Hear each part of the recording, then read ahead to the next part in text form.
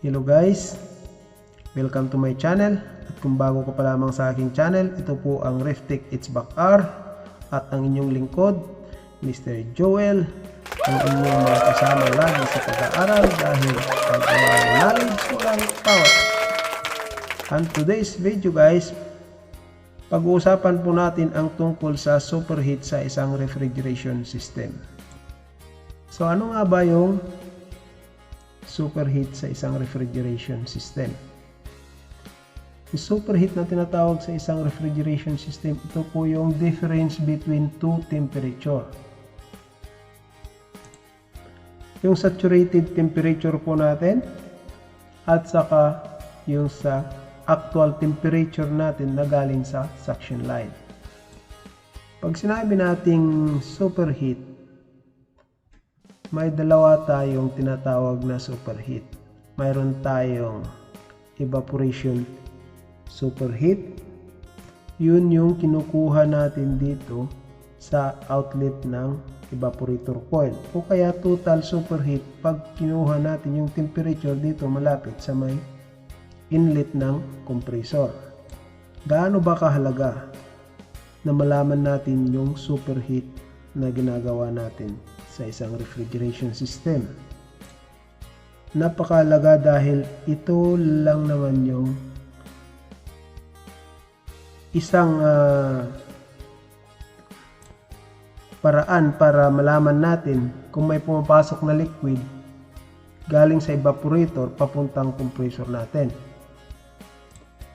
Hindi po maganda sa isang refrigeration system na may pumapasok na liquid papuntang compressor. At ito ay pwedeng ikasira ng ating compressor.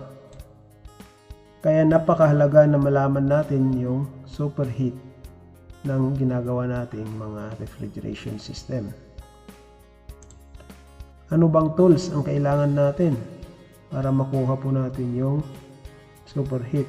Unang-una po, kailangan natin kabitan ng gauge yung suction natin para makuha natin yung pressure. Dahil yung pressure na makukuha natin dyan sa gauge na yan, dyan po natin ibabase yung saturated temperature base sa pressure temperature chart natin. Pangalawa po, yung thermometer. Anong thermometer ba ang kailangan natin? Actually, ang pinaka-purpose natin dito ay kunin natin yung temperature ng outlet natin, outlet ng evaporator natin, yung tubo mismo.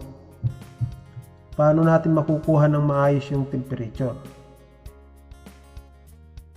Maraming thermometer ang pwede natin gamitin, pero maigi na kunin yung temperature nito kapag may clamp thermometer kayo. Kasi yung clamp thermometer, naka-design talaga yun na para sa pagsukat ng temperature sa isang tubo o isang pipings. At kung wala pa kayo nun, marami tayong mabibili dyan, mura lang. Sa online, madami. So, paano nga ba kunin yung superheat sa isang refrigeration system?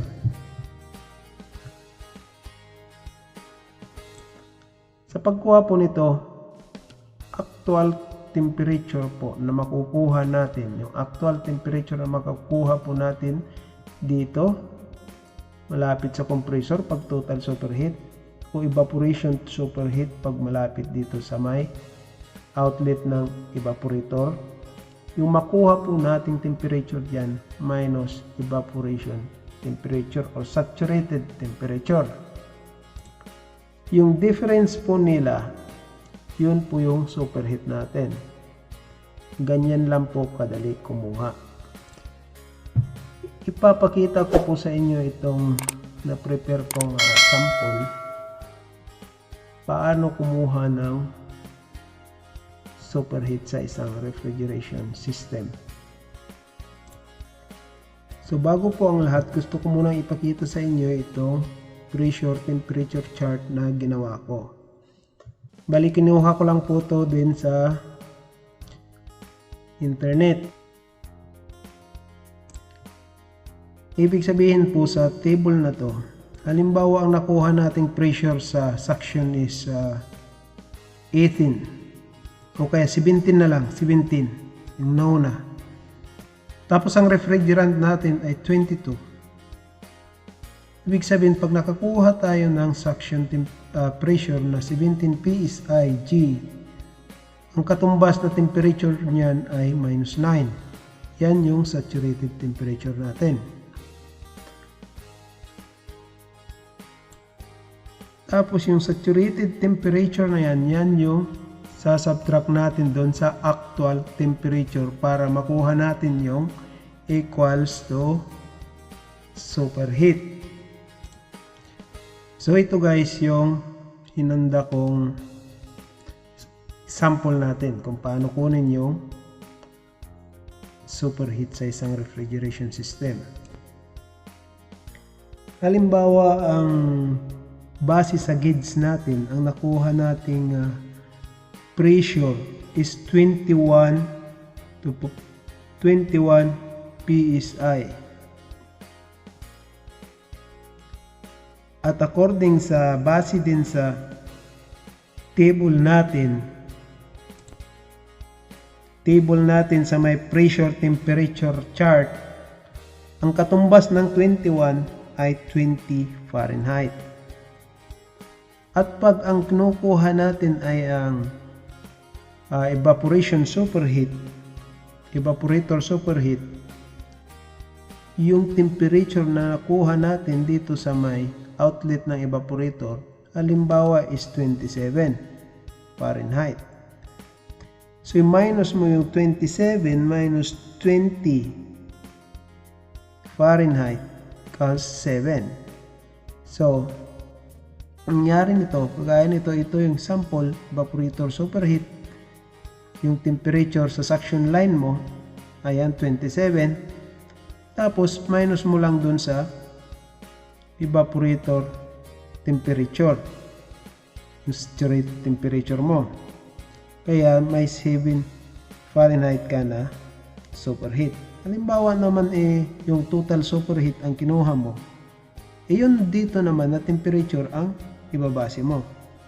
Ngayon, mayroon kang 27 Fahrenheit na total superheat. So, ganyan lang kadali guys kung paano kunin ang superheat sa isang refrigeration system. Actually guys, kung pag-uusapan natin ang ideal superheat, ay malawak-lawak na usapan yan. Kasi minsan bawat system, may kanya-kanya silang nire-required na superheat. Depende kung saan ginagamit. Pero yung pinaka-common, lalo na sa mga air conditioning o mga commercial refrigeration, nasa 6 to 12 Fahrenheit. Yan kadalasan yung superheat na sinusunod nila. Ibig sabihin, nagre-range lang siya ng 6 to 12 Fahrenheit. Yan ay sa evaporation superheat o evaporator superheat. Pero pag sa total superheat naman, minsan nakadepende din sa insulation ng suction line mo. Pag maganda yung insulation ng suction line mo, minsan mas mababa yung total superheat. Pero pag wala namang insulation yung suction line mo, alamang medyo mas mataas yung superheat. Pero madalas sa mga manufacturer ng mga compressor, lalo na sa mga hermetic, at least not less than 20 Fahrenheit. Kasi ayaw nilang mapasukan ng liquid yung compressor nila. Kaya sabi nila dapat ang superheat o total superheat sa kabitan ng mga compressor na ginagawa nila dapat not less than 20 degrees. So ayun guys, sana may natutunan kayo sa video ito. Salamat sa panonood. At kung hindi ka pa nakapag-subscribe, please do subscribe, like and share. At pakipindot na rin ang notification bell para ma-inform kapag may bago akong upload na video. So hanggang sa ulitin, maraming salamat po. Bye-bye!